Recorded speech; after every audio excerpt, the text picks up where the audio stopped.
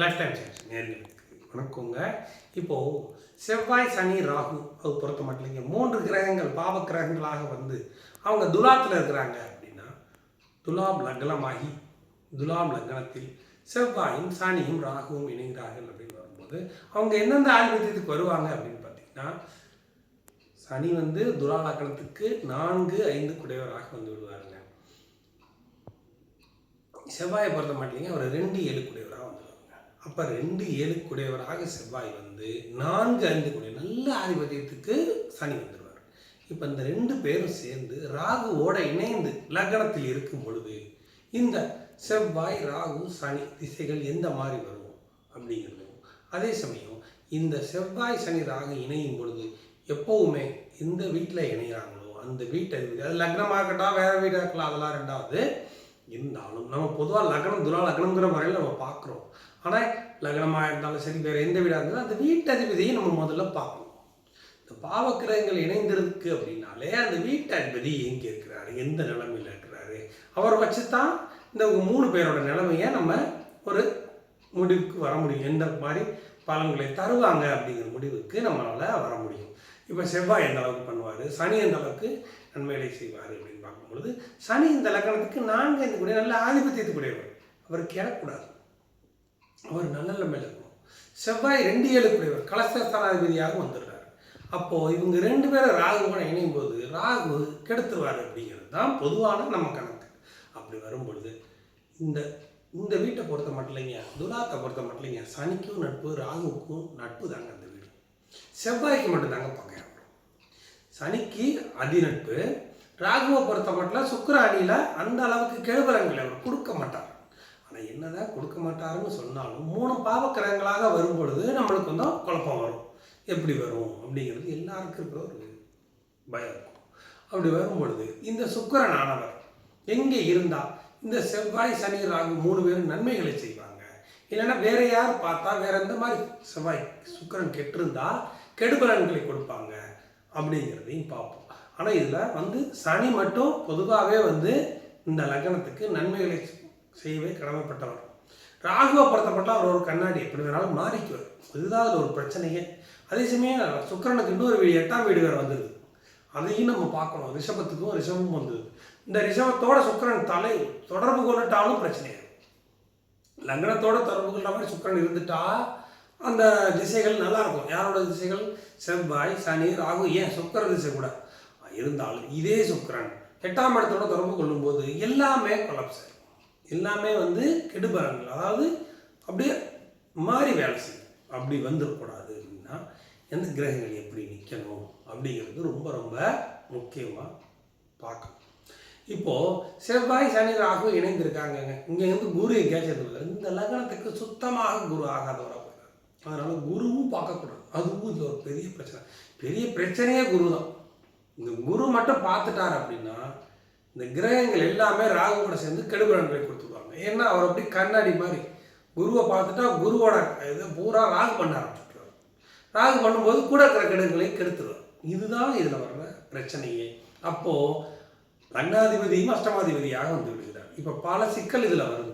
அப்போது இந்த செவ்வாய் சனி ராகு எந்த மாதிரி தான் பண்ணுவாங்க அப்படின்னா, சுக்கிரன் எந்த இடத்துல இருக்கணும், குரு எந்த இடத்துல இருக்கணும், அது எப்படி வந்தால் எப்படி வருது அப்படிங்கிறத நம்ம இப்போ பார்க்கலாம். இதை பார்த்துக்கோங்க. துலா லக்னங்க, துலா லக்னமாக வந்து லக்னத்தில் செவ்வாய் சனி ராகு 2, 7 கூடைய செவ்வாய் இந்த லக்னத்தை பொறுத்த மட்டும் இந்த லக்னாதிபதிக்கு ஆகாதவர் இருந்தாலும் கலசரஸ்தானாதிபதியாக வந்துடுறாருங்க. அப்போ அதை பார்க்கணும் இல்லைங்க. 2 கூடையவராக வந்துடுறாரு. அப்போ அவர் கிடக்கூடாது. அப்படிங்கிறப்போ அவரையும் நம்ம பார்க்கத்தான் வேணும். அதுக்கடுத்து 2, 3, 4, 5 கூடிய நல்ல ஆதிபத்தியக்கூடியவர் சனி. இப்போ செவ்வாய் சனி ராகு, இந்த ராகு இணைஞ்சிட்டாங்க. அப்படிங்கிறப்போ 7ல் கேது வந்துடுவார். அப்படி வரும்பொழுது இந்த செவ்வாய் சனி ராகு இருக்கும் வீட்டதிபதி சுக்கிரனுக்கு இந்த சனியும் ராகுவும் நட்பு தான். அதனால் ஒன்றும் பிரச்சனை கிடையாது. ஏன்னா அவங்க 2 பேருமே நட்பு கிரகங்கள். அதனால் மேஜராக பிரச்சனை பண்ண மாட்டாங்க. ஃபஸ்ட்டு இந்த பாயிண்ட் நீங்கள் எடுத்துக்கோங்க, அப்புறம் தான் அதோட அர்த்தம் ஒன்றா புரியும். சனியும் ராகுவும் பெரிய மேஜராக பிரச்சனை பண்ண மாட்டாங்க. சனி ராகு மட்டும் இருக்கிறாங்க அப்படின்னாலே நல்லா தான் இருக்கும், கெடுதல் பண்ண மாட்டாங்க.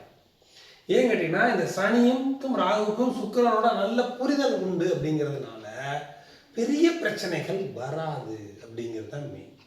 அதுக்கு அடுத்தபடியாக இந்த செவ்வாய் இணைந்தனால தான் இப்போ இந்த இடத்துல நம்ம அதிகமாக குழம்புவோம். அப்படி வரும் பொழுது இந்த செவ்வாய் சனி ராகு இருக்கு வீட்டதிபதியான சுக்கிரன் இப்போ எங்கே இருக்கார்? அதுதான் இங்கே கேள்வியே. இந்த சுக்கிரன் மட்டும் 1 8 வந்து விடுவார், அஷ்டமாதிபதியாகவும் வந்து விடுவார் சுக்கிரன். அப்போ அவரை ரொம்ப பயனோட நம்ம பார்க்கணும். அப்பதான் உங்களுக்கு இதுல வந்து பலன் கிடைக்கும், பார்க்க முடியும்.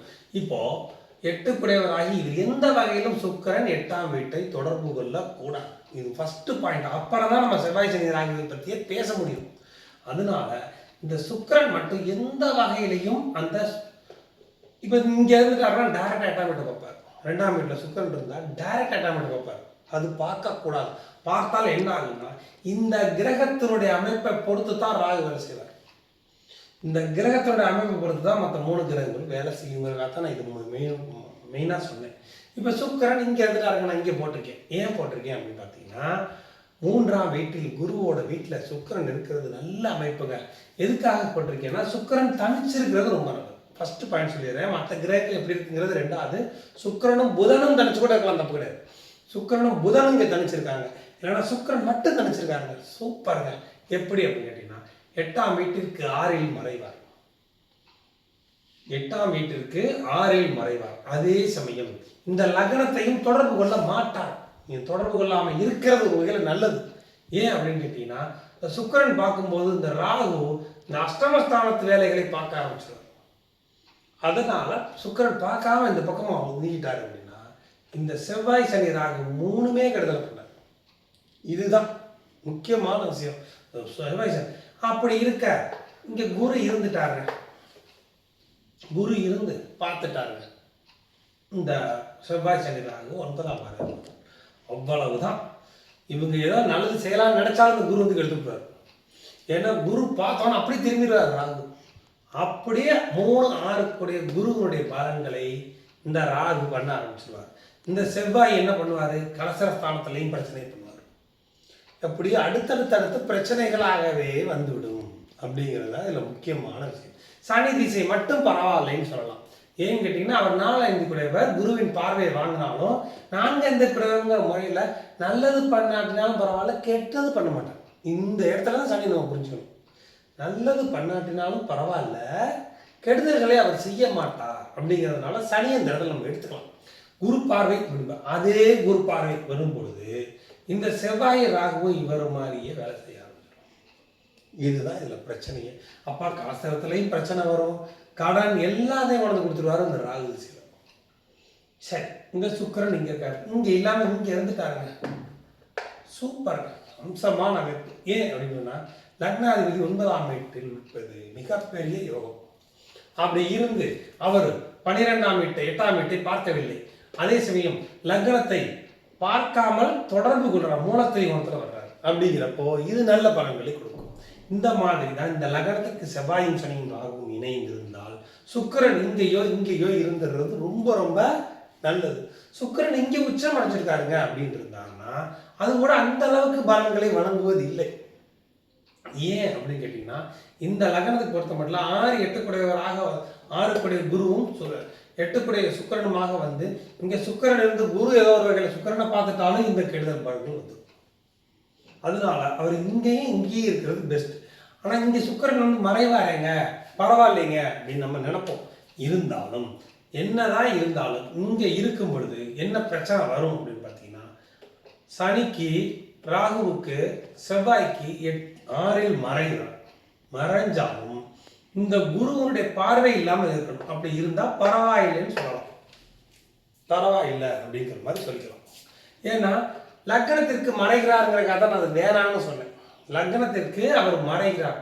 இந்த வீட்டில் இருக்கிறது நல்ல அமைப்பு, இந்த வீட்டில் இருக்கிறத விட இந்த வீட்டில் இருக்கிறது நல்ல அமைப்பு. லக்னத்திற்கு சுத்தமாக மறைகிறார்.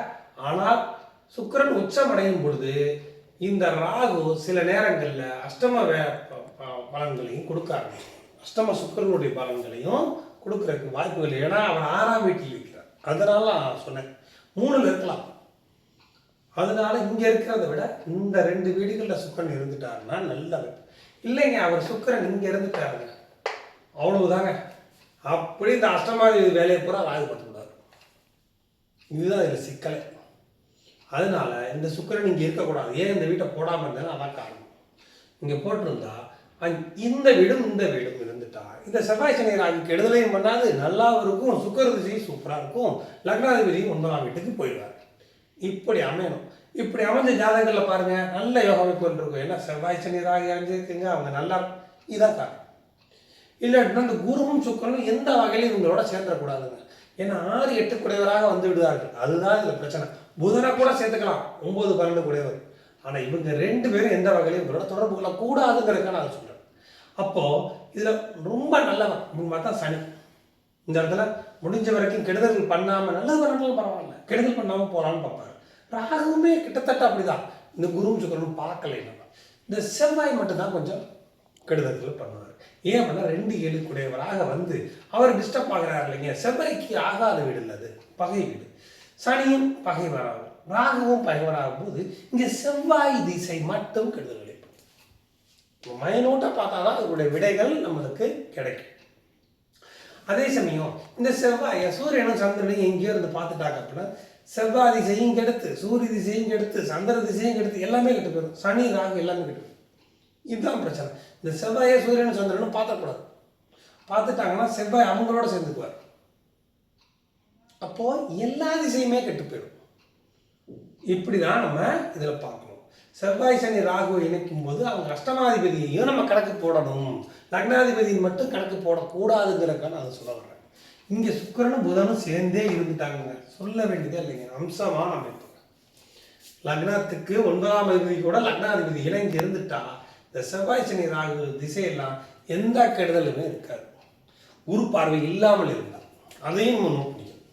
குரு பார்வை இல்லாமல் இருந்தால் இல்லை யோகத்துக்குள்ளே கொடுக்கும். சூரியன் சந்திரன் நேராக இல்லாமல் வேற எங்கேயாச்சும் இருந்தாலும் தப்பு இல்லை. அந்த மாதிரி தான் இந்த செவ்வாய் சனி ராகு இணைவை பார்த்து நம்ம மைனோட்டை பார்த்தா தான் அதனுடைய விட கிடைக்கும்.